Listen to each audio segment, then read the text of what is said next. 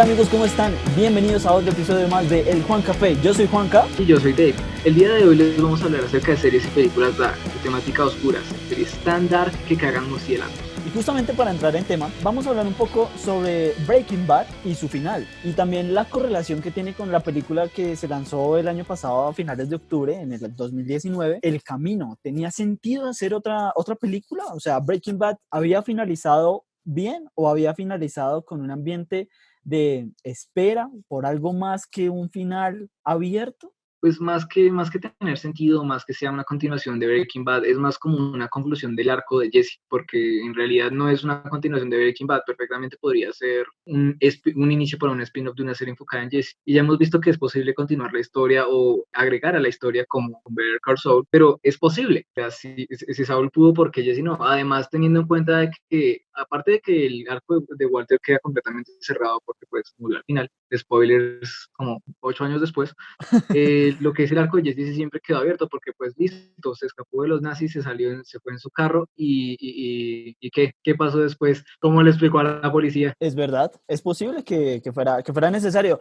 Tal vez desde una parte de fanatismo, uno siempre que termina de ver un capítulo, un episodio de una película, lo que quiera que sea, uno espera que haya un poco más, saber qué pasó después de que llegó ese final. Generalmente, cuando, no sé, siento yo que cuando estoy viendo una película y el final es tan abierto, no sé si tú te has visto la película del Hoyo, hago referencia a esa película en este caso, es un final Sí, bastante abierto y sí, que es bastante como trascendental en el punto en donde ya simplemente no es el guión ni la narrativa la que lleva la historia al final, sino que simplemente es una historia que te cuentan para que tú creas lo que quieras creer.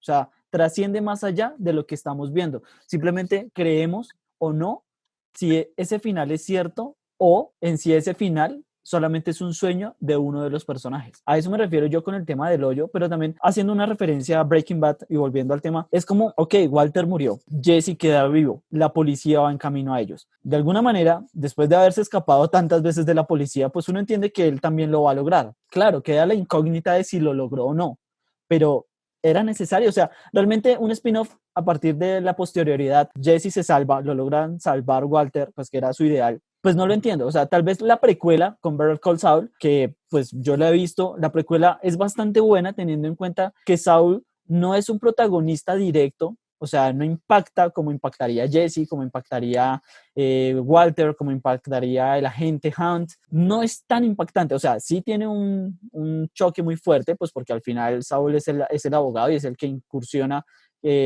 a Walter con niveles más altos dentro de la mafia de las drogas, pero era para algo más allá. Bueno, yo tengo mis sentimientos encontrados con los finales abiertos porque yo creo que dejar un final abierto es, en mi opinión, es como admitir que no sabe cómo terminar la historia. O sea, si usted sabe cómo terminar la historia, termine la historia. O sea, eso de que dejar un final abierto, dejar la interpretación de los televidentes, de los televidentes en este caso, dejarlo a la interpretación de los espectadores, si bien es como bacano porque le permite a cada quien tener su propio final y así los contentan a todos. Me parece como muy fácil, como la salida fácil, como el puto trompo de Inception, que va girando. Y yo tuve conversaciones infinitas con mi hermana de por qué DiCaprio podía al fin ver a su familia. Me dijo, no, es un sueño porque el trompo está girando. Y yo, es una mugre pirinola y claro que iba a estar girando. Cortaron antes de que se cayera. O sea, a mí no me parece tan valioso los finales abiertos. En cuanto a la relevancia de la historia o el videojuego, yo no creo que sea algo como relacionado tanto a Breaking Bad. Lo que tratan de hacer es como darle más un serie al arco, un cierre al arco argumental de Jesse. Porque, bueno, le digo, o sea, en el momento de la serie termina con Walter, porque el verdadero protagonista de Breaking Bad era Walter. O sea, Claro, o sea, Breaking porque Bad sí, o era sea, Walter White y ya, su sí, era historia de Walter cómo White. se convirtió de un hombre sano de su casa, un padre de familia, a el mayor narcotraficante que tuvo la zona sur de Estados Unidos. Sí, o sea, porque el verdadero protagonista era él, o sea, así como hicieron un spin-off de Jesse, perfectamente podían también hacer un spin-off de qué pasó con Walter Jr. y la esposa, que a nadie le importa, pero pues perfectamente podrían hacer, o sea, ese spin-off o esta continuación no le están agregando, no pretenden como agregar a la serie, sino más como cerrar un arco. Esto no es una extensión, sino es un cierre. Sin embargo, desde la vista un poco más crítica, siento que la película fue un capítulo más no fue una película que funcionara sola, porque básicamente comenzaba desde el punto de vista de Jesse escapándose de donde estaba cautivo. Desde ahí comienza la película, para que en un final posterior simplemente llegue a Alaska. Eso fue lo que sucedió. Pero realmente fue un capítulo más de Breaking Bad. O sea, no es una película que para mí funcione sola, simplemente es un No, pues capítulo más. El capítulo se llama El Camino. O sea, yo no veo. evidentemente no es una película que funcione sola porque está basada en el universo de Breaking Bad. O sea, cualquiera que no vio Breaking Bad, si se pone a ver el camino, va a quedar como, ¿quiénes son todos estos dibujitos aquí? ¿Quién es Jesse? Porque ¿quién es Mike? Al principio sale Mike. ¿Quién es Mike? ¿Quién es Jenny? Nadie sabe eso. Es una película que no funciona sin Breaking Bad, pero más que verlo como una película, como algo, un evento cinematográfico, yo lo veo sí más como como usted lo dice, como un capítulo más, pero como un capítulo de cierre. O sea, evidentemente en 45 minutos que eran los capítulos no era suficiente para cerrar todo el arco de Jesse. Entonces, por eso decidieron, en vez de hacer dos capítulos de extra, que queda como ya muy salido del caso, teniendo en cuenta que Breaking Bad terminó hace como 5 años, terminó Breaking Bad, ya hacer dos capítulos de extra que se le peguen a la serie original queda como flojo. Por eso me parece que juntarlo dos, tal vez tres capítulos que hubieran sido, si hubiesen sido parte de la serie en una película, es como una manera de agregar el inciso sin que se vea como, no sé, como la quinta temporada de Samurai Jack que demoró 12 años en llegar. Ok, sí, claro. Breaking Bad, para dar una referencia temporal, dio su última emisión el 29 de septiembre del año 2013. 7 años, claro. Por ende, han pasado 7 años desde que se emitió el último capítulo hasta que salió el siguiente, que en este caso lo llamamos El Camino. O sea, no lo vendieron como una película basada en Breaking Bad, pero se terminó convirtiendo, a mi modo de ver, desde la parte más crítica del punto y el punto de análisis, como un capítulo más de Breaking Bad y un capítulo fin real a lo que sucedió esa noche en el galpón con Walter y con Jesse al final de todo. En esa parte del fin real de la serie, lo que escribo, o sea, yo no considero que el camino sea un fin de la serie o un agregado al fin de la serie, porque como ya dije, la serie termina con Walter, o sea, el que importaba generalmente por más protagonismo que tuviesen Jesse o Saúl o incluso el mismo Gustavo, la serie terminaba con Walter. Perfectamente pudieron nunca haber estrenado el camino y la serie hubiera estado, nadie hubiera dicho como que, ay, queremos saber qué pasó con Jesse. Supongo que sí hubo gente que quería saber qué pasó con Jesse, pero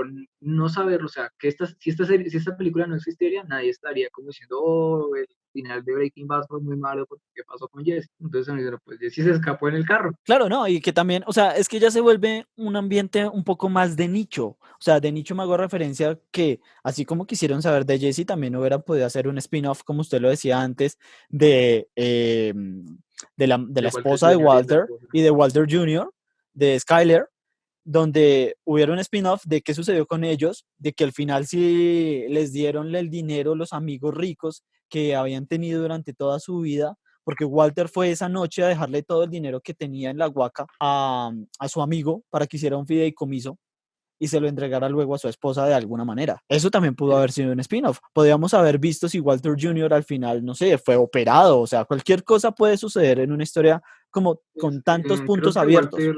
Walter Jr. no lo podían operar porque él tenía daño cerebral, eso no se opera. Ok, ok, una referencia un poco dispareja de la situación. Pero, por ejemplo, para las personas que no sabíamos y no habíamos entendido justamente ese punto del personaje, o sea, es claro también que ha pasado tanto tiempo que si hubieran dicho que eso se podía salvar, porque al final es cine y en cine el cine es una magia, si digamos eso se podía salvar, simplemente lo ponían, lograron inventarse algo y lo operaron y listo, se salvó, o sea, es como hacer un capítulo más desde mi punto de vista, aunque entiendo que es el cierre de un ciclo con Jesse.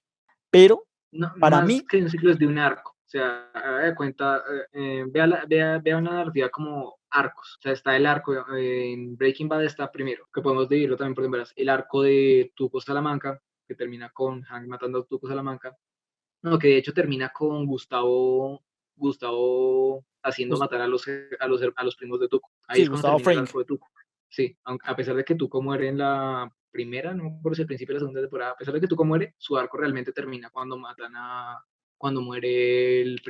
cuando Mike mata al primo de Tuco. Ahí es cuando termina el arco de Tuco Salamanca. Es como una línea narrativa de los personajes en donde cada uno tiene un inicio, tiene un fin, y el fin de Jesse no había terminado en el último capítulo de Breaking Bad, sino que el fin de Jesse acaba de finalizar con la película de El Camino. Sí. Bien, no, pues yo apoyo tu punto de vista, pero también, pues siento yo que pudo haber funcionado como un capítulo adicional Es a... que es un capítulo adicional, o sea, a pesar de que lo llamen película, o sea, más que llamarlo película es más que todo para justificar el hecho de que salió 7 años después, no puede, y de que va a salir en una plataforma como es Netflix en lugar de ser proyectado en AMC como fue la serie original. O sea, perfectamente si no hubiera sido Netflix, sino AMC los que hubieran dicho que iban a hacer esto, hubiera sido más de una película, hubiera sido una miniserie y lo hubiesen proyectado en 2 noches en el horario que proyectaban Breaking Bad. Sí, O sea, es más que cierto. una película destinada para hacer algo taquillero, algo proyectado en cines, esto era un inciso. Un inciso al final del libro. Sí, un inciso al final. O sea, es lo que digo, perfectamente podrían hacer otra película mostrando qué hizo Jesse cuando llegó a Alaska. Entonces, se le Claro. pinchó una rueda en Alaska y le tocó pagar. Sí, entonces o sea, más que completar, más que verlo como una película, yo lo veo es como un cierre. Pudo ser una Perfecto. película, pudo ser una miniserie, pudo ser que, se nos olvidó estrenar estos 2 capítulos. Sorry. Sí, no, suele pasar. Es más, trascendiendo también el tema un poco más allá de Breaking Bad, llevándolo a otro ámbito un poco más de la vida real y tomando en cuenta el arco que me mencionas, como la línea narrativa, lo que dice un personaje ficticio, pero llevándolo a un personaje de la vida real, como es Quentin Tarantino, uno de los directores yo creo que mejor calificados de toda la historia y como mejor rankeados de los directores, de todos los directores de todos los tiempos, dice que quiere hacer 10 películas dentro de toda su filmografía completa. Once Upon a Time se convierte en la novena. Sin embargo, no se convierte para muchos críticos en la mejor, sino que se trata de una película de autor. Ahora bien, nos regresamos a películas como Reservoir Dogs, su primera filmografía, su primer film real, con un presupuesto súper bajo y con una historia súper básica. Un simple atraco a una joyería. Y ver hasta dónde llega, también tomando en cuenta que el hombre solamente graba en cinta, él no quiere grabar en una cámara digital. O sea, si le ponen una red, yo creo que él coge un bate y la empieza a destruir ahí mismo, porque para él el cine también se trata de esa magia de la cinta. Sí, yo creo que esa parte ya viene más como con el romanticismo de Tarantino hacia el celuloide y hacia el formato de 75 milímetros. Tarantino no es una persona que haya estudiado cine o haya estudiado cualquier cosa. Era un man que trabajaba en un blockbuster, alquilando películas, y se la pasaba viendo películas y diciéndole a los clientes, hey, mira esta película porque yo creo que es muy buena. Así fue como Tarantino se nutrió para dar el salto a ser un director. Más que un odio al formato digital o a los diferentes encuadres de imagen, lo que él tiene es un romanticismo, una especie de aprecio a ese estilo clásico de cómo se filmaban las cosas. Sí, o sea, mi punto ahí es que es más como un romanticismo. O sea, supongo que si a Tarantino le dicen, viejo, se quemaron todos los rollos del mundo y ya no hacen cámaras de 35 milímetros, te vas a quedar sin filmar. Yo creo que si el man se encuentra en un aprieto, yo creo que no creo que dijera como que no, pues ya me retiro porque ya no hacen cámaras de 35 milímetros. O sea, es más como un romanticismo que él tiene hacia ese formato, hacia las escenas como paroleras, porque mucho del cine de Tarantino tiene escenas que no tienen ningún punto, digamos, hablando de Reservoir Dogs y la escena de la caminata en cámara lenta de los perros. ¿Qué punto tiene esa mugrosa escena, además de que se ve de puta madre y que cuando salió todo el mundo estaba saliendo en octubre, saliendo todos los amigos disfrazados de los perros de Reservoir Dogs, las fotos? Él es una persona que usa mucho el faroleo para darle como un toque especial a las películas. Escenas que no tienen un punto narrativo, un valor narrativo casi mínimo, casi nulo, pero que en el momento que uno las ve en el cine dice como que, qué áspero, mira esa caminata lenta. Sí, o sea, es más, él es una persona muy romántica con lo que hace. Está bien, está perfecta esa definición. Pero me pregunto yo, ese romanticismo, tomándolo en el caso hipotético, ese romanticismo pues, donde no existiera ninguna cámara en cinta de película real y tocara digital, yo creería que siguiendo sus principios, él dejaría de hacer filmografía. O sea, él dejaría de hacer películas, dejaría de filmar para mí, desde la postura que él tiene. Porque también para él, siento yo que el filmar en película, como una especie de tributo a lo que más le ha gustado, que es ver una película pues de esas características, de ese estilo, que se nota, como por ejemplo escuchar un disco en acetato nunca va a ser igual a escuchar un disco que salió de un computador, o sea, no va a ser lo mismo, para él verlo y así grabarlo, supongo yo que también es igual, ¿por qué no el romanticismo continuar? Y por qué decir que Tarantino sí haría películas cuando no existiera ninguna cámara de cinta? O sea, pues yo lo veo así, más que ser como un requisito para firmar películas, o sea, por decirlo de la manera más burda posible, es un capricho. O sea, perfectamente, si, perfectamente un productor le podría decir, viejo, no tenemos plata para 35 milímetros, tienes que firmar con IMAX porque es la cámara que hay. O sea, no creo que él, o sea, podría lucharla, podría pelearla si quieres. Es decir, no, pues entonces yo me la consigo, yo me consigo otra productora que me o sea, si quiere podría.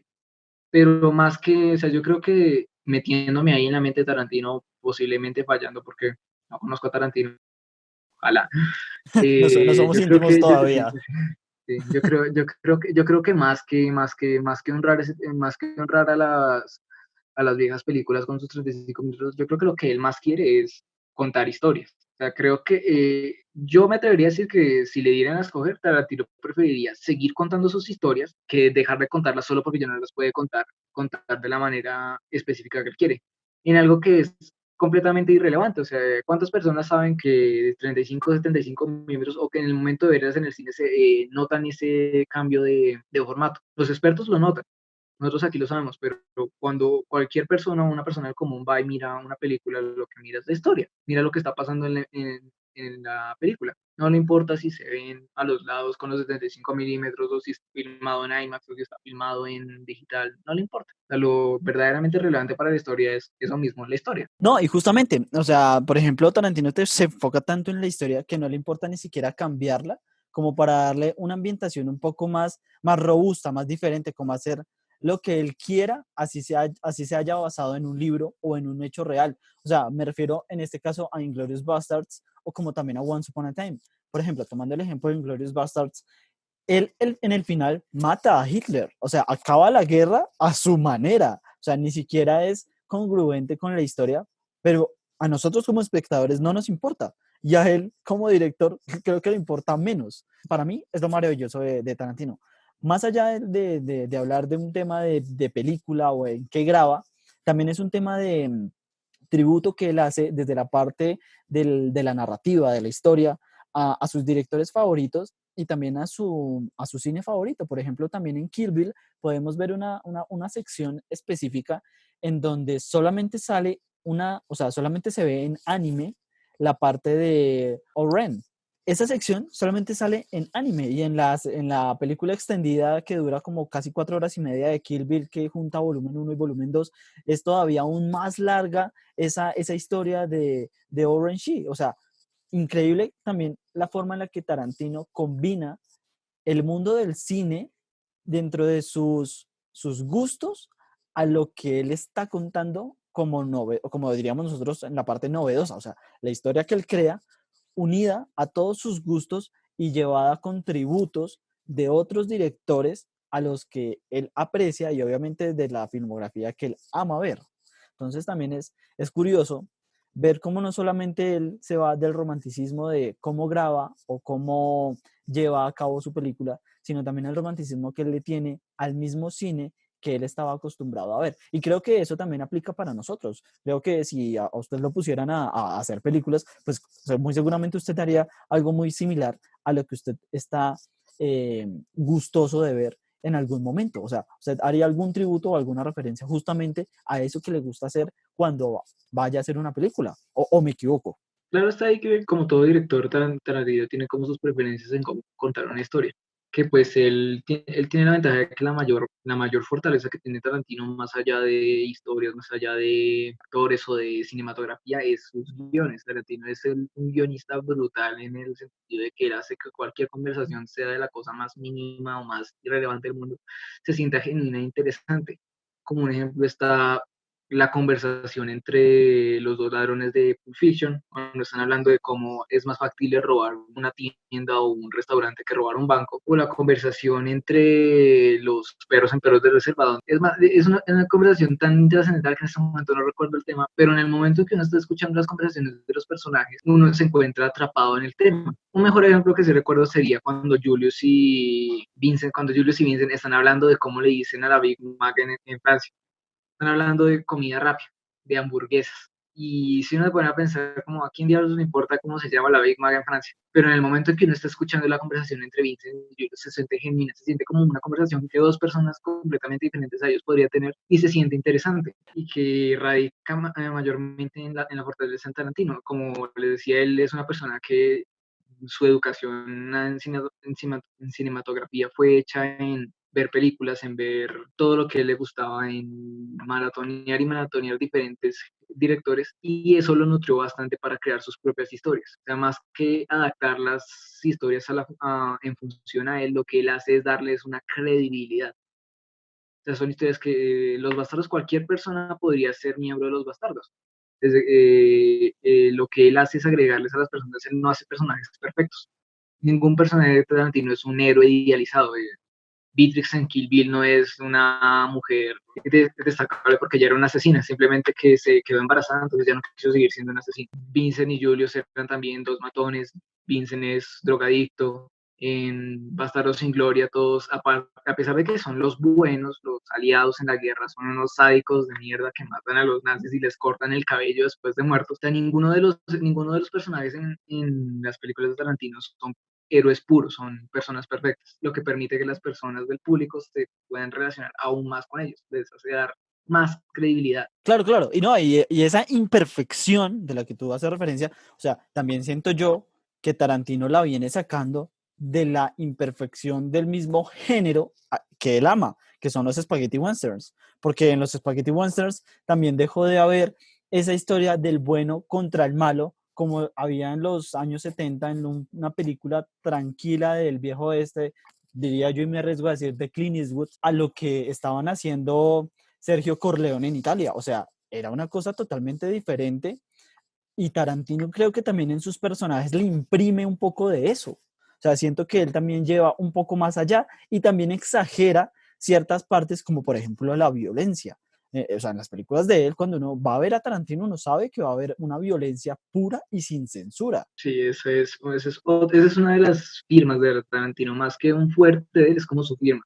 Para él la sangre tiene que ser más roja que la sangre para que se sienta cercana al público. O sea, una cosa es ver una película como Evil Dead de 2014, 2017, el remake de Evil Dead, que está literalmente llueve sangre del techo, y una cosa es ver la sangre en una película de Tarantino, que se ve completamente irreal, porque a menos que no tenga corazones en cada extremidad y todos estén bombeando sangre cuando los desoye, como en Kill Bill, la exageración de esos chorros de sangre es lo que le hace al público sentirse en la historia. Uno casi que siente que la sangre le salpica a uno en la cara. Tarantino jamás ha hecho una sola película en 3D. Claro, claro, ¿no? Y si le hiciera en 3D, yo creo que muy seguramente se negaría porque le haría en 4D para que tú sientas la salpicadura de la sangre.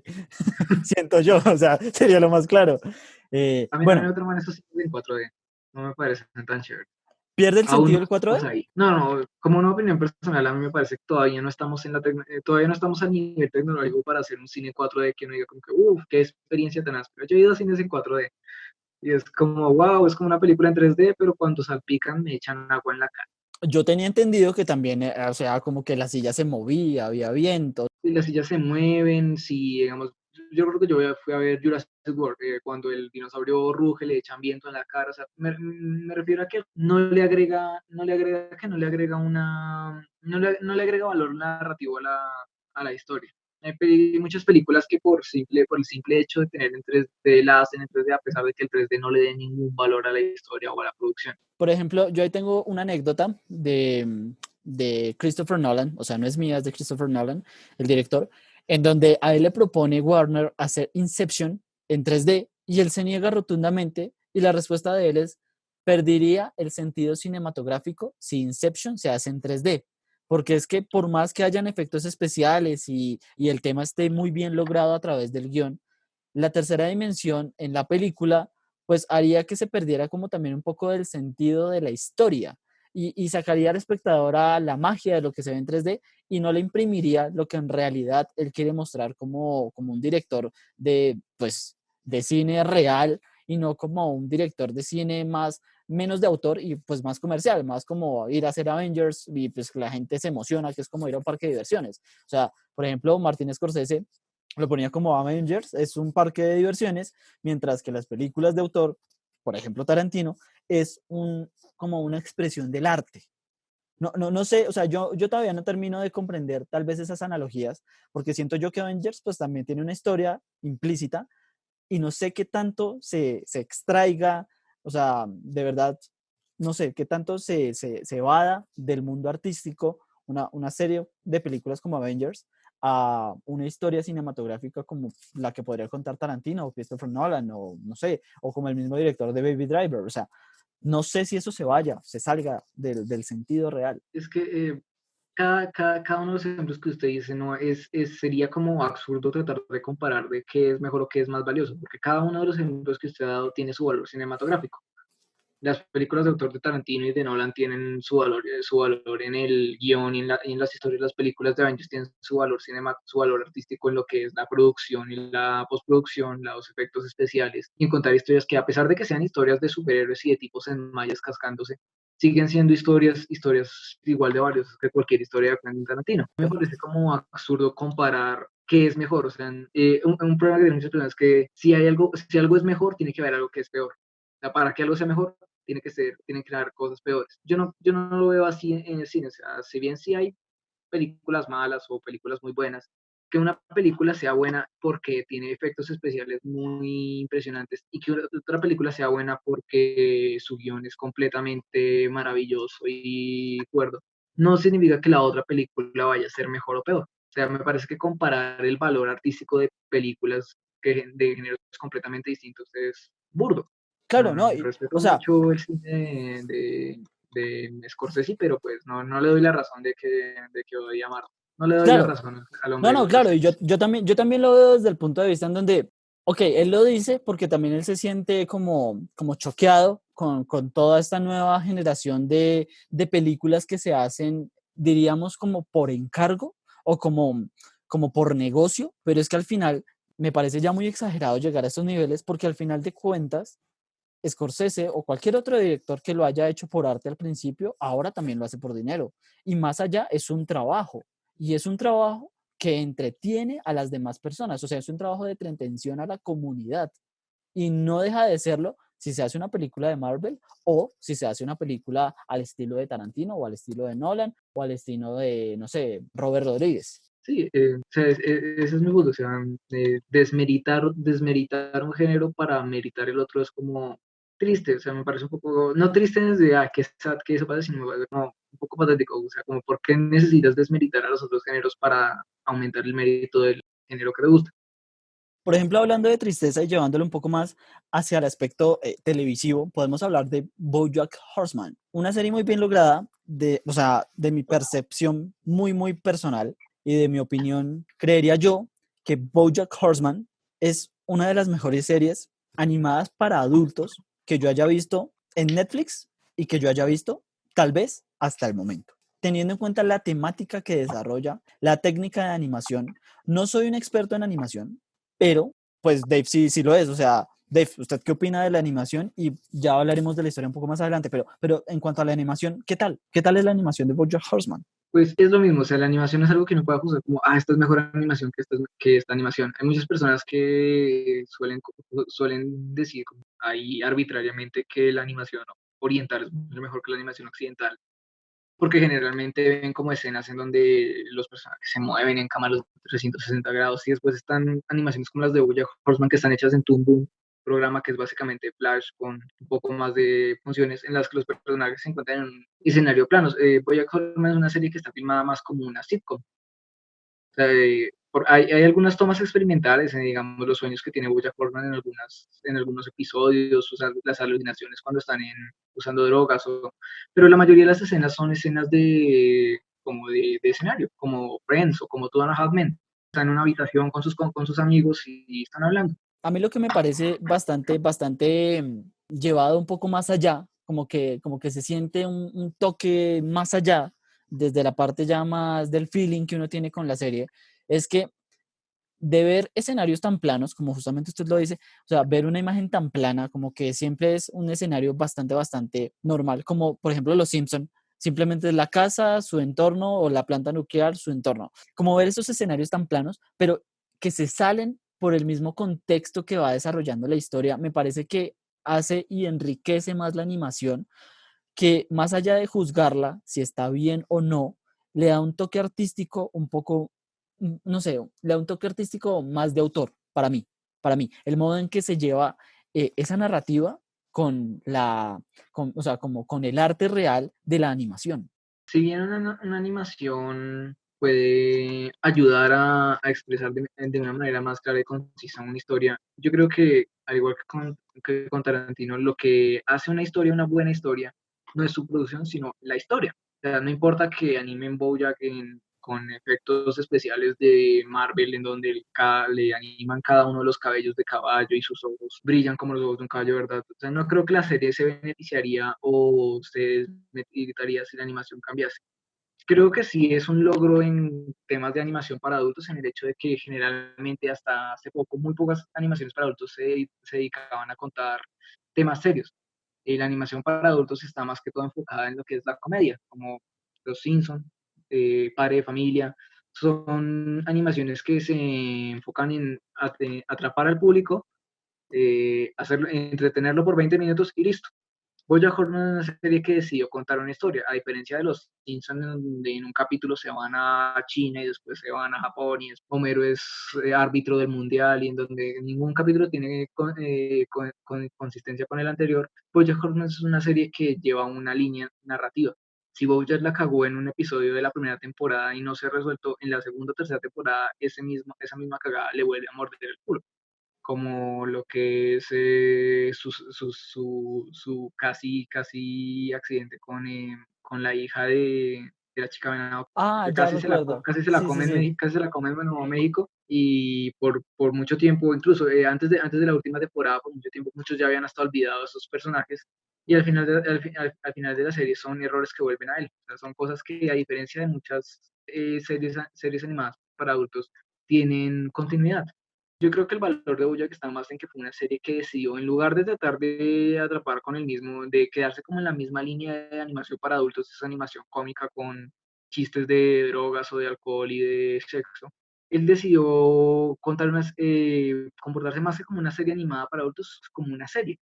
La BoJack Horseman perfectamente podía ser una serie de un actor que es un ser humano, actuada por actores en la vida real, y tendría el mismo valor televisivo, no sé si llamarlo cinematográfico, el mismo valor artístico. O sea, el hecho de que sea una serie de animales antropomórficos se presta más para hacer chistes como chistes de nombres como Lenny Turtletop o BoJack Horseman, o para hacer chistes de slapstick, porque a pesar de que es una serie muy transgresora y muy seria en sus temas, sigue siendo una serie para adultos que sigue siendo una comedia.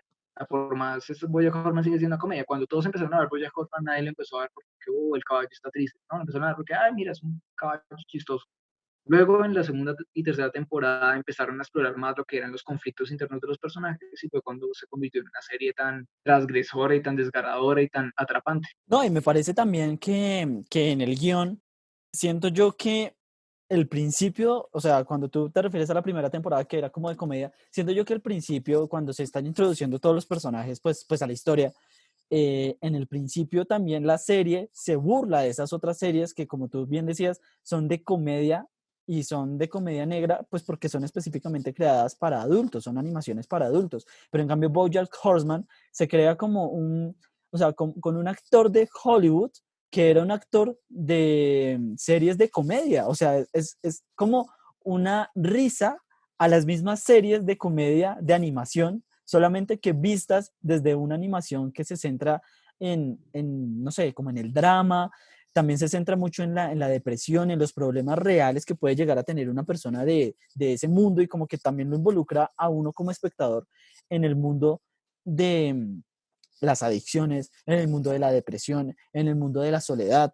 y también en el mundo de los negocios, porque al final BoJack Horseman expresa cómo un agente de Hollywood hace o no su trabajo al mismo tiempo que lleva a un actor o no a un rodaje o a una película, dependiendo de también la calidad actoral que pues el actor tiene, donde BoJack Horseman pues claramente es como rebajado de su estatus porque era un caballo que era actor de comedia y no es considerado un verdadero actor de drama hasta como casi la quinta temporada, en donde como que lo empiezan a tomar en serio para un papel y era como una especie de redención.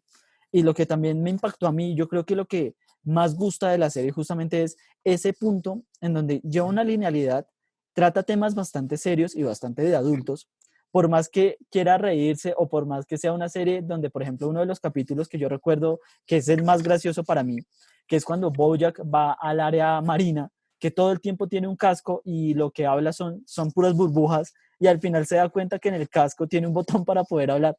O sea, me pareció muy gracioso, lo veo como desde el director, que por el hecho de creer que era una serie animada, no iba a tener un sentido serio.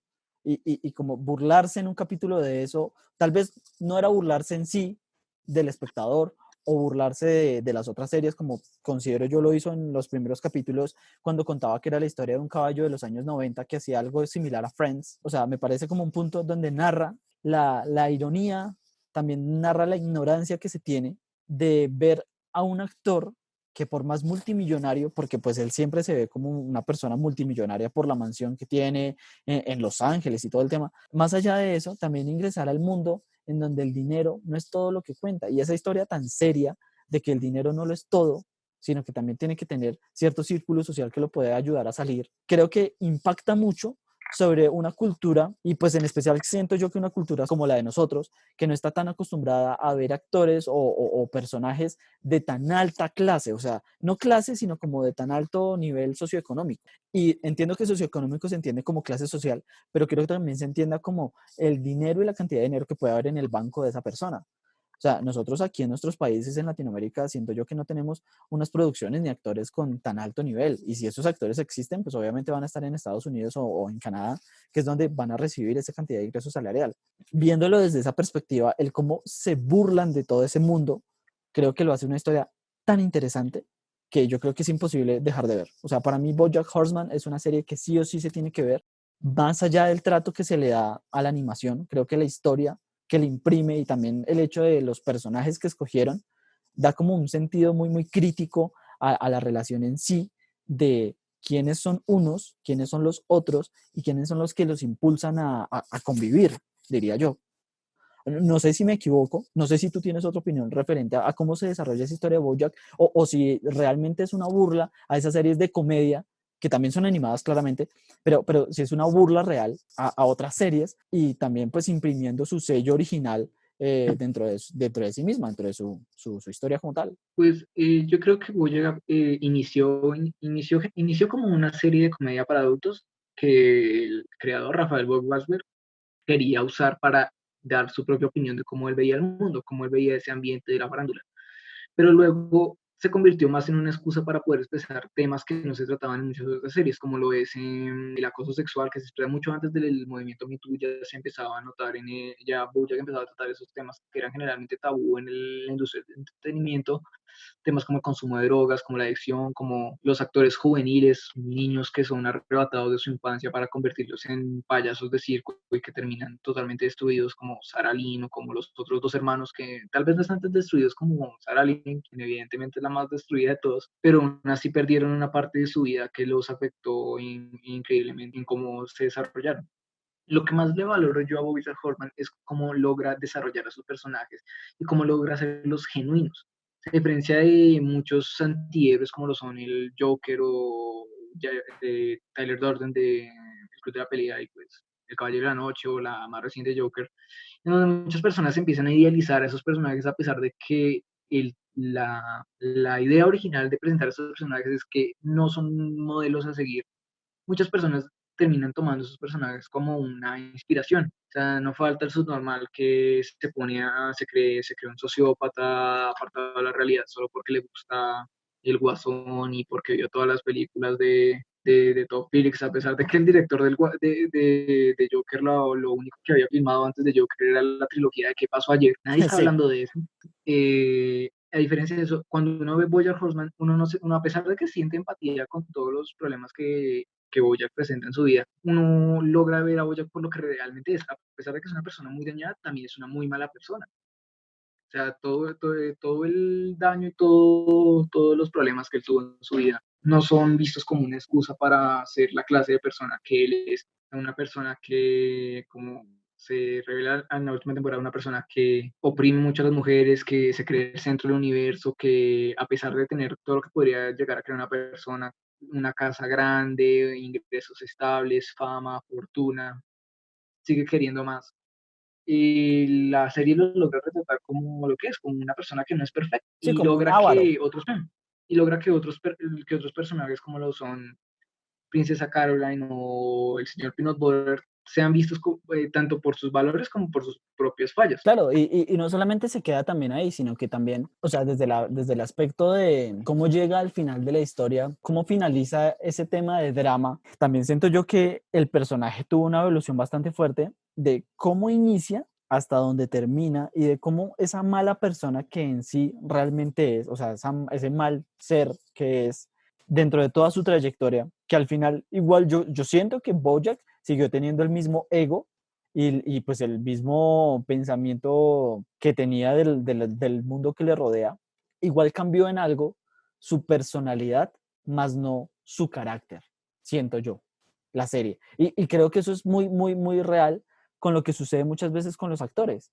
porque por más que un actor ya sea como relegado o que lo manden a una categoría, diríamos entre comillas, categoría B, cuando un actor lo vuelven a llamar para que vuelva a ser famoso y vuelva a ser quien era, o sea, o quien fue en un momento dado, creo que el ego siempre va a estar presente y nunca deja de estar ahí. O sea, como que eso jamás se va a eliminar y creo que eso o sea, como que lo resalta muy, muy bien la serie y muy bien también el personaje de Bojack como tal, como que siempre está imprimiéndole, mientras que Diane es una mujer que está cayendo en la depresión, en las tristezas, como que no sabe quién es en realidad y siempre va más abajo. Bojack, en vez de ir abajo, tiene altibajos, es cierto, pero también se nota cómo el ego se mantiene en una línea constante, porque cuando él fue profesor, creo que por más que se sintiera como una persona que se unía más al mundo, como que cohesionaba más con las personas, no dejó de tener ese mismo nivel de ego y de centralización de todo el mundo hacia él, nunca lo dejó tener. O sea, para mí nunca lo dejó de tener. Siempre fue una persona, o sea, como un personaje que se mantuvo estable en cuanto al ego en relación al personaje se trataba, para mí. Pues ahí es una cosa que incluso la misma Dayan dijo en algún momento, y es que no hay personas buenas ni personas malas. Hay personas que hacen cosas buenas y personas que hacen cosas malas. O sea, ser una buena persona no significa que va a ser alguien que no es. Bojack no es perfecto. O sea, No, eso es otra de las razones por las que yo creo que están muy bien representados los personajes. Ninguno de ellos es perfecto. Ni Bojack, ni Princesa Caroline, ni Dayan, ni Todd, ni Mr. Peanut Butter. Ellos no son personajes perfectos, son personas que si deciden hacer cosas, sean buenas o malas, y que a pesar de que en algunos momentos tomen las decisiones equivocadas, siempre lo intentan hacer con la mejor de las intenciones.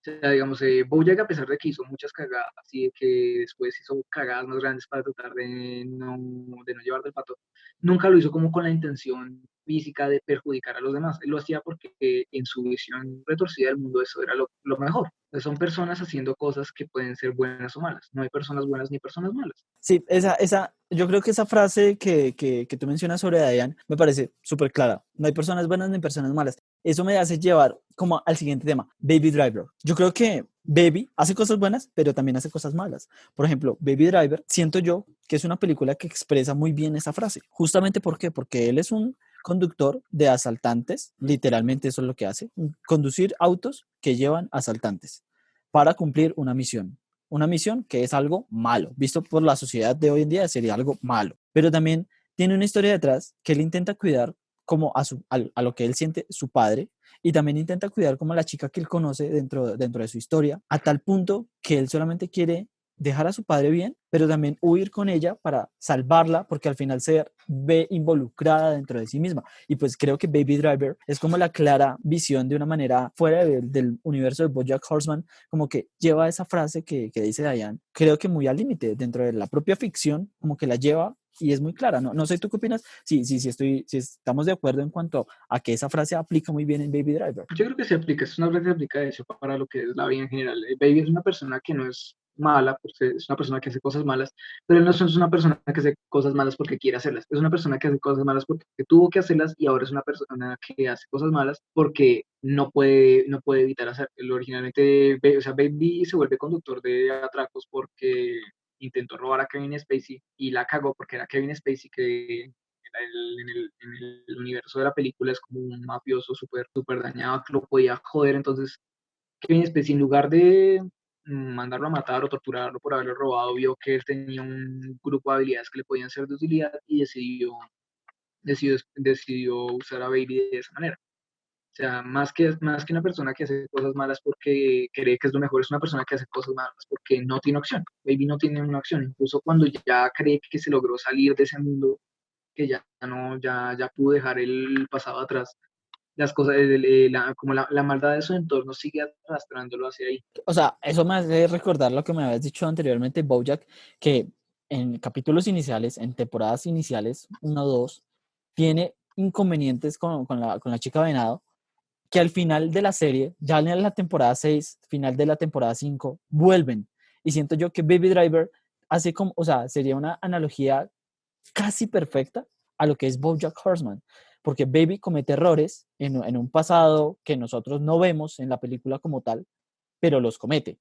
Y al final resulta que esos errores siempre lo van a marcar durante toda la película hasta el final, porque al final cuando tienen todo el combate de acción, que incluye el auto de policía, que llega el mismo Kevin Spacey para tratar de salvarlo, o sea, todos esos errores lo llevan a tal punto en donde él casi muere, o sea, literalmente por intentar salirse de ese mundo, casi termina pues saliéndose de la peor manera, que es muerto. Y también siento yo que cuadra la analogía justamente porque ese inconveniente que tiene lo lleva también a un extremo, como que todo lo que se le regresa como una especie de karma vuelve muy, muy, muy, muy, muy exagerado, siento yo. Es lo que digo, o sea, el detonante de la serie, el detonante de la película, el detonante de todo lo que está pasando ahí, es que cuando Baby era niño la cagó. O sea, esa película, si los papás de Baby no mueren y lo dejan solo y Baby se ve en la obligación de robar y roba los carros de Kevin Spacey. Si eso no pasara, nunca hubiera pasado nada de lo que se desarrolló en la película. O sea, muchas cosas que también hay que ver que la mayoría de series, películas o de cualquier multimedia se desarrollan a partir de un conflicto. Sin conflicto no hay historias. O no, muy pocas historias valen la pena sin un conflicto. O sea, si ponemos un paralelo, incluso películas tan burdas como lo que es La Sirenita, tiene un conflicto. El conflicto es que la Sirenita quiere saber qué hay en el mundo terrestre. O Sí. sea, ninguna historia se desarrolla nunca sin conflicto. Es No, como el detonante que impulsa los hechos a suceder. claro, no, y que no solamente es como un detonante, sino que pues literalmente no existiría entretenimiento sin conflicto real.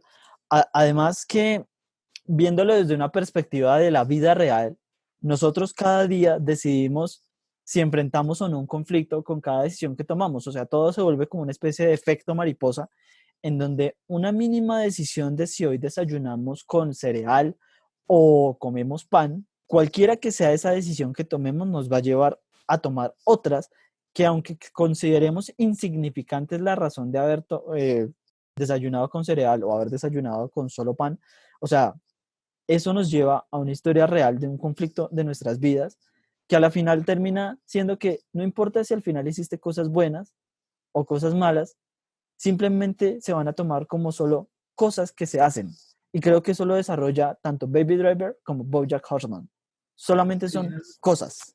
en eso estoy de acuerdo. O sea, siendo un poquito como más esencial en el esquema universal, en lo que nosotros hacemos es relevante. O sea, como dicen, como he escuchado por ahí, el bueno es el que gana la batalla. O sea, si hace 200 años, en lugar de ser Simón Bolívar que hubiera ganado la revolución, hubiesen ganado los españoles, hoy Simón Bolívar no sería visto como un héroe, sino como un terrorista. O sea, en Claro, realidad no hay buenos ni malos. solo hay acciones. Creo que ahí entramos en un punto de coherencia y de ideologías pares, porque, o sea, al final solamente son acciones.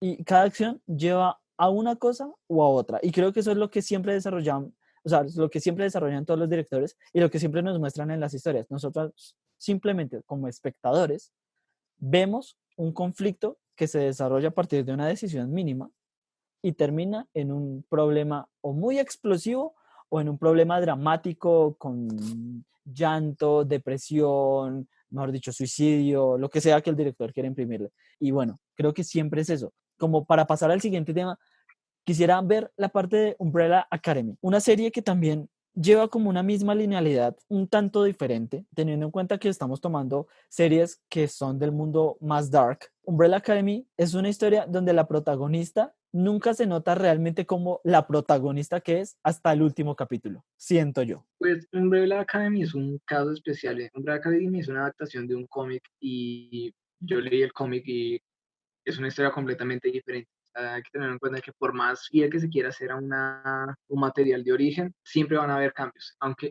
originalmente en el cómic el personaje del violín blanco es un personaje que está ahí como un MacGuffin, mientras en la serie tratan de darle un trasfondo físico, una razón del porqué del trato que se le dio a Vania, porque el papá no la quería, porque tratan también como de redimir ciertos aspectos de los personajes. En el cómic el monóculo es un bastardo y ya, un extraterrestre bastardo que le importa tres carajos cómo trata a la gente mientras las cosas estén hechas.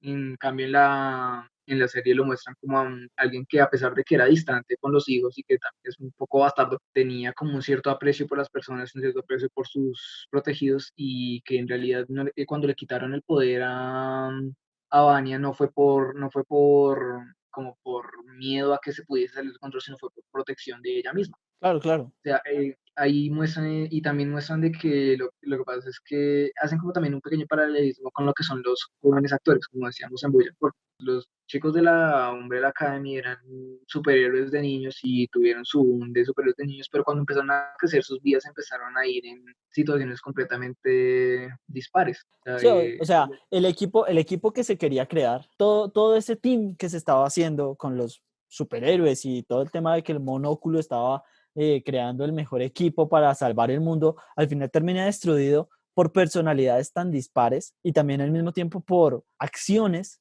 que se tomaron en un momento dado que los convirtieron al final en un, o sea, como en individuos sin un ser ni una cohesión de equipo. O sea, me parece que también en la serie, yo no leí el cómic particularmente, me parece que desde la narrativa que se tiene en la serie, hay como una separación de líneas de los diferentes personajes, pero en donde se toma al violín blanco siempre como la línea principal. O sea, desde la parte narrativa y desde la parte visual ya en la serie, o sea, ya hablando estrictamente de la serie, yo siento que el violín blanco es quien lleva la narrativa y quien va uniendo a todos sus hermanos, o sea, quien va uniendo a todos los demás componentes de ese equipo que el monóculo no se atrevió a crear porque se da cuenta que Vania al final es un problema para el equipo y es que siempre se ve así, como que ella es la víctima, la afectada de todo el equipo, o sea, ella siempre estuvo apartada de todos sus hermanos, nunca supo su real función, aunque nosotros tampoco lo sabemos hasta el final, nosotros también tenemos como cierto aprecio hacia el personaje, como podríamos decir un aprecio que tenemos no sé, hacia Walter, así él sea malo, tenemos un aprecio hacia Walter y no queremos que él muera, al final muere, pero pues así es la vida y pues así es el mundo. Y creo que también Umbrella Academy impacta e imprime ese sello de vida real dentro de cada uno de esos personajes, porque siendo muy sinceros, nosotros en nuestra vida cotidiana siempre tenemos a alguien que nos une a personas de las cuales nos alejamos en un tiempo dado. Y creo que Umbrella Academy es como eso, narrativamente hablando, a través de la serie. Y como que trata de llevar esa linealidad, o sea, como si Vania fuera la abuelita que une a la familia. You know what I mean? Es como que la que cohesiona el equipo sin que el equipo sepa que ella también es la ruptura del mismo. Y siento yo que pues tal vez en temporadas posteriores va a hacer que al final ella, o sea, de ruptura pase a la cohesión máxima de sus hermanos, porque al final ellos lo único que tratan es salvarla. pues, por más que Netflix que la adaptación de Netflix intente como darle una especie de personalidad al personaje, porque los personajes el personaje de Barry en la historia original es un personaje muy vacío. ella sigue siendo un MacGuffin. Ella cumple el propósito de un MacGuffin. Ella es el objeto o la persona en este caso que impulsa la historia a través de su historia, a través de su propia historia, pero que en realidad podría ser reemplazado por cualquier cosa. Vania podría ser un hermano llamado Pedro que tiene el poder de explotar, solo explotar, y la historia tendría su mismo desarrollo y no afectaría mucho. Lo que sí afecta es que al ser el detonante, el centro al que revuelven todas las acciones, termina volviéndose una parte fundamental del desarrollo de personajes de los otros hermanos. O sea, digamos, mientras los hermanos Luther, el número uno, y Luther y Ellison tienen su desarrollo de personajes en una línea narrativa completamente independiente de Vanya. O sea, ellos se hubieran enamorado, hubiesen seguido con sus vidas, aunque Vanya no hubiera estado ahí. Ella viene a cumplir el papel de detonante en el arco documental en el que se está desarrollando la serie. O sea, más que unirlos como una familia, lo que hace es desarrollarlos como personajes en una situación específica. Claro, y aparte que también siento yo que ya que tú me comentas que en el cómic se separa mucho, o sea, la serie se separa mucho del cómic y que Más el que cómic, separarse, lo que hacen es que tratan como de profundizarlo, porque es un cómic muy corto, son como 8 tomos de 30 páginas, que en su mayoría más que texto son imágenes. Entonces lo que hace la serie es como tratar de darle más trasfondo, porque no hay mucho que adaptar. O sea, si lo adaptaran fielmente a lo que es la serie, no llegarían ni a los 4 episodios. claro, por ejemplo, yo no sabía eso, yo sentía que Umbrella Academy tal vez era como una serie mucho más profunda, yo no tenía conocimiento, por ejemplo, o sea, Ajá. de qué tan largo era el cómic. Sí, Yo sí sabía Umbrella que existía. Academy es un cómic ahí que hizo el vocalista de My Chemical Romance porque le gustan los cómics. O sea, el man Y nunca ya. intentó ganarse un premio Eisner. Los premios Eisner son como los Nobel de literatura para los cómics. Ok. Eh, sí, es una serie que pues él sí la ha desarrollado durante diferentes arcos, digamos, en lo que es la serie solo se desarrolla lo que es el primer arco. En el caso de la serie solo adapta el primer arco de la historia general de Umbrella Academy, que más que estar concluida, simplemente en este momento llegó a su fin. O sea, no ha concluido como historia, sino como publicación. Gerard Way en este momento no sé si se encuentra trabajando en nuevas historias, pero él en este momento solo ha producido 5 historias, de las cuales 2 son one shots, o sea, historias muy cortas en comparación a las dos. Y Umbrella Academy en general tiene solo 3 arcos, que es Apocalypse Suit, el arco adaptado en la serie actualmente, Dallas y Hotel Oblivion. O sea, en el momento de la serie al final sí se aleja bastante de cómo termina. O sea, al final de la serie, por más que ellos intentan detener el apocalipsis que Vanya va a causar, terminan jodidos. O sea, les toca encontrar como una especie, ahí sí lo que se dice, o sea, les toca reunirse como familia, más como personas, para tratar de solucionarlo en el pasado, aprovechando los poderes de viajar en el tiempo del número 5. El número 5 sí. Él sí no tiene nombre. El número 5 sí. En cambio, en la serie cuando generan ese caos, cuando cae el meteorito que está a punto de destruir el mundo, literalmente el número 4, ¿cómo se llama el número 4? Creo que ahí, El número 4 se llama Klaus. Klaus. Literalmente en el cómic Klaus, los poderes de Klaus cambian mucho de adaptación. En el cómic Klaus tiene poderes telequinéticos. Literalmente lo que pasa es que cuando el meteorito está a punto de destruir la Tierra, Klaus lo levanta con sus poderes y ya, no pasa nada. Es un final completamente anticlimático que, lo cual lo digo, requiere ser cambiado para la adaptación de Netflix, porque de ser así no hay contenido suficiente como para hacer una serie de 8 o 10 capítulos. No, ni siquiera una serie para más de una temporada, o sea, literalmente sería una serie de una sola temporada que, siendo muy sinceros, en el 2019 que se estrenó, me parece, es un año en donde las series mínimo necesitan por lo menos unas 3, 4 temporadas para que realmente valgan la pena, o sea, para que la gente también tenga como que valga la pena ver esa serie, porque si saben que es una serie de una única temporada, yo creo que hubiera sido muy poco el impacto y también el impacto comercial que hubieran tenido hubiera sido muy grande. Más que el impacto social, sí es el impacto comercial, porque por más que ellos pudieran, o sea, Netflix perfectamente puede decir, no, vamos a hacer una miniserie, adaptamos los 3 arcos que ya están hechos y listo. Pero eso no es financieramente lógico. O sea, si hay una vaca para ordeñar, vamos a ordeñarla hasta que ya no le salga nada. No, claro, y no, y más que esta vaca, tiene mucho que ordeñar, porque viéndolo desde el aspecto como lo tomó Netflix y viéndolo desde cómo desarrollaron la historia temáticamente hablando, es una historia que al punto en el donde llegó, donde finalizó, me parece que tiene mucho más que desarrollar y creo que como espectadores nos deja mucho que esperar Y creo que también es algo bueno y malo, porque al mismo tiempo uno tiene una expectativa bastante alta de acuerdo a lo que se vio y de acuerdo al tratamiento de los personajes que ya se ha dado y que pues llevan a continuidad.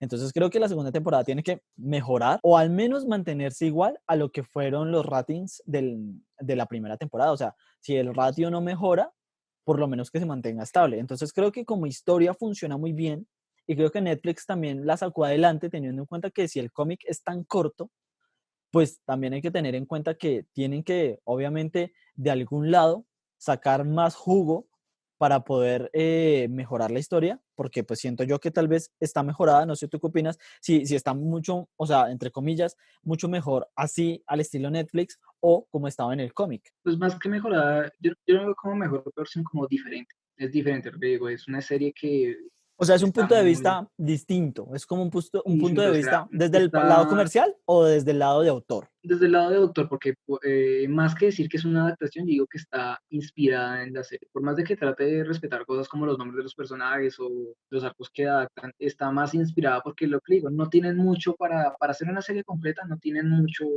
que crear, no tienen mucho de qué sacar. Entonces, más que algo mejor o algo peor, porque perfectamente alguien completamente purista, fanático del cómic podría decir, no, se tiraron a la serie porque los poderes cambian y porque Ok. entonces, sí, entonces más que mejor o peor, yo lo veo como algo diferente, algo valioso por su propia cuenta. Bueno, y desde el aspecto de, ok, es más valioso, pero desde el aspecto ya centrándonos en la crítica al autor, se maneja muy bien el lado actoral de, o sea, no el lado actoral, sino el lado de dirección de esta serie en Netflix. O sea, el director sabe manejar la serie con lo que tiene. Pues ahí es un poco más complejo porque pues las series de Netflix no están dirigidas por una sola persona. Literalmente cada capítulo, o al menos una dupla de capítulos, están dirigidas por un director diferente. Y los escritores sí cambian casi que con cada episodio. Yo creo que en general está bastante bien hilada, no deja cabos, si deja cabos sueltos, los reserva para resolverlos en el futuro. Me parece que está bien llevada en ese ámbito, pero se puede llegar al punto en que por intentar expandir ese universo para tratar de generar mayores ganancias, pueden llegar a un punto en que se pueden meter ellos mismos en una especie de encrucijada. Lo mismo que pasa con series como The Walking Dead. The Walking Dead en los cómics acabó muchísimo antes que lo que acabó en la serie, pero los productores de AMC decidieron seguir ordeñando lo más que pudieran esa vaca, seguir generando más arcos, generando más conflictos para los personajes, no matarlos cuando debían matarlos o intentar desarrollarlos para los mismos. Otro ejemplo de encrucijadas que se pueden meter series de este tipo es Game of Thrones. En el caso de Game of Thrones, ellos llegaron como hasta la temporada 6, si no estoy mal, yo nunca vi Game of Thrones. Vi la primera temporada hasta el capítulo 8 y dije, voy a ver el resto mañana. Y eso no pasó. Y, Suele pasar sí, con algunas de las series, eso sí, siempre suele pasar con muchas en realidad. y ellos dijeron, no, pues ya no tenemos más que adaptar, pero en HBO nos exigen que sigamos produciendo esto y que le demos una conclusión. Además de que tampoco pueden darse el lujo de esperar mucho a que adapten los libros, entonces después de que adaptan los libros sí empiezan a escribir lo demás, porque el tiempo, los hiatos, que es como se le llama un espacio prolongado entre una temporada u otra, pueden afectar el éxito de una serie. O sea, no les permitía a ellos seguir siendo fieles a la historia. Y el hecho de que tuvieran que seguir adaptando y generando más contenido para la serie los llevó a un punto en el que ya era insostenible seguir la serie. O sea, yo, como acabo de decir, yo nunca vi Game of Thrones, lo único que sé de Game of Thrones es que era una serie muy buena y al final no le gustó a nadie. Es todo lo que sé. Ay, que Yo cada tampoco la capítulo vi. se comen a alguien y matan a alguien. Yo tampoco la vi, para ser sincero, yo Game of Thrones no la vi. Yo creo que de la mayor parte de las personas que nos escuchan, yo creo que tal vez ven un Game of Thrones, pero sinceramente como una persona que no la ha visto, que ni siquiera conoce nada del mundo, porque yo lo mucho que he visto es lo que salió en noticias una vez, que habían sillas de Game of Thrones regadas por el mundo y que eran 8 sillas. Más que eso, yo no sé nada de Game of Thrones. Y particularmente aunque la comunidad sugiere que es una muy buena serie y que generalmente, como tú dices, se dañó el final y que al final fue lo peor que pudieron haber hecho con la serie, siento yo que también a veces el aspecto comercial daña muchas veces las historias y más las que son de autor. Como por ejemplo lo que podemos ver en The Walking Dead, que tú muy bien lo dices, tratan de exprimirlo más hasta el punto donde la serie deja de ser una serie memorable a un simple pedazo de comercio y ya deja de ser de autor, y creo que ya también se pierde la idea narrativa de lo que realmente debería ser y del entretenimiento que realmente nosotros quisiéramos ver, porque al final la industria del entretenimiento pues es muy específica, es entretener a alguien, pero cuando algo ya no te entretiene, supongo que también tú empiezas a odiar ese entretenimiento. Es como ir a una montaña rusa en un parque de diversiones y que a la mitad del recorrido te digan, oye, te vamos a devolver otra vez al inicio porque es que pues la mitad se dañó y pues ¿para qué? O como que vayamos a la misma montaña rusa y simplemente sea subir, caer de un abismo y ya, llegar otra vez al final. Creo que no tendría un sentido y tampoco tendría como esa experiencia que nosotros buscamos como espectadores de una historia que al principio está muy bien contada y que después finalice mal. Tal vez me genera esa expectativa y ese temor con lo que tú me cuentas de Umbrella Academy, porque al ser una serie tan corta y que ya no hay de dónde más sacar, porque literalmente en la primera temporada, por lo que me comentas, ya no hay nada más. O sea, la Pues segunda sí, no, o temporada, sea, lo que digo, el arco de Apocalypse Suit termina, termina cuando se salva el mundo. O sea, supongo que lo quieren expandir y volverlo a terminar de cortarlo en la segunda temporada. No sé cómo lo vayan a hacer, mis mayores deseos, pero lo que es la serie sí tiene al menos, o sea, suponiendo que hubiesen adaptado y terminado la primera temporada del arco Apocalipsis, tendrían al menos 3 temporadas un poco con adaptaciones propias de ellos para expandirlas de serie. Ya si después de que se acaban los arcos en los cómics y los arcos en la serie y siguen intentando explotarlo, quieren seguir, eso sí podría llegar a bastardizar la serie. Pero sí, no, y es lo que yo también esperaría que pues no suceda, porque para mí, como concepto, y pues también como un concepto bastante crítico, teniendo en cuenta lo que he visto, me parece que la serie está muy bien lograda desde todo punto de vista. Bueno, Dave, creo que esta charla ha sido muy amena, ha sido diferente, ha cambiado mi perspectiva personal en ciertos títulos de películas que hemos ido nombrando. También ha cambiado un poco mi percepción de lo que es el ambiente cinematográfico y también el ambiente de cómo se mueven las series, de sus historias. Y ojalá les haya cambiado también la percepción a ustedes. No sé si el haber escuchado también este episodio del podcast los haya puesto a pensar en realmente qué es lo que estamos consumiendo y también cuáles son las verdaderas historias que, entre comillas, valdrían más la pena. Porque como también dijimos acá, no se trata de si vale más la pena o no, se trata de si nos gusta la impresión de un sello característico o si nos gusta simplemente divertirnos a través de una película hecha para el entretenimiento. ¿Algún mensaje, Dave? pues lo último es que me gustaría recalcar con lo que les dije, que no hay que desmeritar un género o cierto gusto de otras personas para meritar el propio. O sea, todas las películas, incluso las películas de Michael Bay, que tampoco me gustan mucho, tienen su propio valor para algunas personas y su propio valor en el ámbito del arte que es el cine. Eso es, me gustaría que se llevaran ese pequeño mensaje de mi participación el día de hoy. Y bueno amigos, eso fue todo por el día de hoy. No olviden que estamos en Spotify, Apple Podcast, en Google Podcast, en Anchor y también en YouTube. Yo soy Juanca Y yo soy Dave. y esto es El Juan Café. Nos vemos en la próxima.